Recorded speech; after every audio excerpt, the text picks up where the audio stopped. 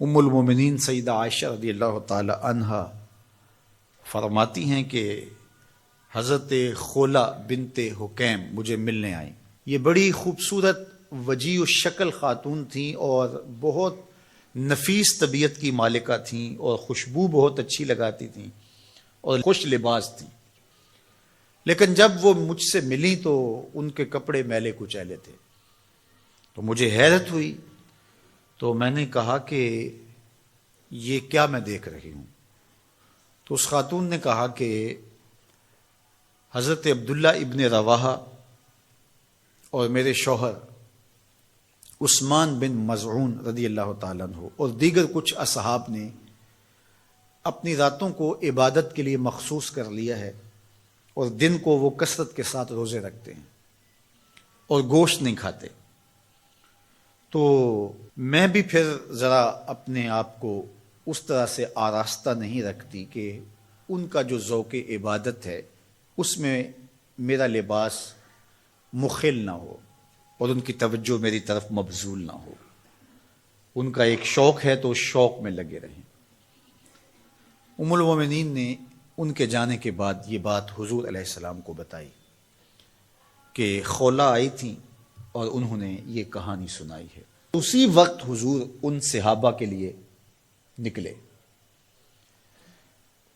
وہ جہاں بیٹھے تھے حضور وہاں جا پہنچے، اور حضور اتنی جلدی میں تھے کہ حضور نے اپنے جوتے بائیں ہاتھ کی شہادت والی انگلی میں پکڑ لیے، اور حضور وہاں جب پہنچے تو فرمایا تمہارا کیا معاملہ ہے؟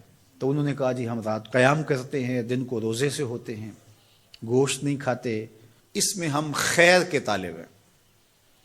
تو آقا کریم علیہ السلام نے ارشاد فرمایا کہ تم رات کو قیام بھی کیا کرو اور رات کو سویا بھی کرو، روزہ بھی رکھا کرو اور افطار بھی کیا کرو، کسی دن رکھ لیا کسی دن چھوڑ دیا، اور اسی طرح جو کھانے پینے کے معاملات تھے تو اس میں بھی حضور نے ہدایت فرمائی۔ فرمایا کہ میرے رب نے مجھے سہل دین دیا ہے، یہ آسان دین ہے، یہ مشکل نہیں ہے۔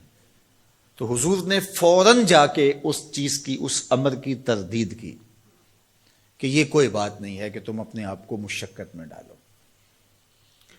حضرت عثمان بن مظعون رضی اللہ تعالیٰ عنہ نے حضور سے اجازت طلب بھی کی، دوسرا موقع تھا، چونکہ یہ بہت ہی زہد کا مزاج رکھنے والے صحابی تھے۔ ویسے صحابہ میں غالباً 13واں یا 14واں نمبر ہے ان کا اسلام لانے کا۔ ہجرت حبشہ بھی انہوں نے کی ہے، حضور کے رضائی بھائی بھی لگتے ہیں۔ انہوں نے حضور سے اجازت طلب کی کہ ہمیں تبتل کی اجازت دے دی جائے۔ تبتل کیا ہے؟ کہ سب سے کٹ کے اللہ کے ہو جائیں، اور یہ جز وقتی تبتل اختیار کرنا، اس کی ہمیں تلقین کی گئی ہے۔ وَتَبَتَّلْ إِلَيْهِ تَبْتِيلًا۔ اللہ نے قرآن مجید میں اپنے محبوب علیہ السلام سے کہا محبوب کبھی کبھی سب سے کٹ کے اس طرح کا رنگ اختیار کیا کرو، اور یہ ہمیں بھی تلقین ہے۔ کبھی کبھی دن میں ایک مرتبہ آدھے گھنٹے کے لیے، 2 گھنٹے کے لیے موبائل بھی بند ہو، دروازہ بھی بند ہو، لائٹیں بھی کم کر لی جائیں، مصلی ہوں، آپ ہوں، آنسو ہو اور جذب ہو رہے، اس کا کوئی گواہ نہ ہو، اس کی ویڈیو بنانے کی ضرورت نہیں ہے، اور صبح بتانے کی بھی ضرورت نہیں، رات مجھے بڑا رونا آیا۔ بالکل تبتل کا مطلب بس اسی کی ہو جاؤ۔ غار حرا کی خلوتیں تبتل ہیں، اعتکاف کی ایام تبتل ہیں، سحری کے لمحات کے اندر بیٹھ کر کے اپنے آپ کو سب سے کاٹ کے اس کے ساتھ وابستہ کر دینا، یہ تبتل ہے۔ یہ تو ہونا چاہیے، لیکن یہ تبتل کلیتاً کہ مکمل تبتل اختیار کر لیا جائے رہبانیت کی طرح، تو اس کی نفی کی گئی۔ لا رہبانیت فی الاسلام، کوہ غار کی زندگی، بیوی بچے چھوڑ دیے جائیں، گھر بار چھوڑ دیا جائے اور تبتل اختیار کر لیا جائے، اور جنگلوں کا راستہ لے لیا جائے اور وہاں جا کے وقت گزارا جائے اور ترک دنیا کر دی جائے۔ اسلام نے ترک دنیا سے ہمیں منع کیا ہے کہ ترک دنیا نہ کرو، لیکن غرق دنیا سے بھی منع کیا ہے کہ دنیا میں غرق بھی نہ ہو جاؤ۔ صوفیہ فرماتے ہیں دنیا میں ایسے رہو جس طرح کشتی پانی میں رہتی ہے، کہ پانی میں رہتی ہے لیکن پانی کو اپنے اندر نہیں آنے دیتی، چونکہ کشتی پانی میں رہے تو خود بھی تیرے گی، اپنے اوپر بیٹھنے والوں کو بھی ساحل پہ لگائے گی، لیکن اگر پانی کشتی میں آ گیا تو کشتی کو لے ڈوبے گا، کشتی کے مسافروں کو بھی لے ڈوبے گا۔ کہا تم دنیا میں رہو، دنیا تمہارے اندر نہ رہے۔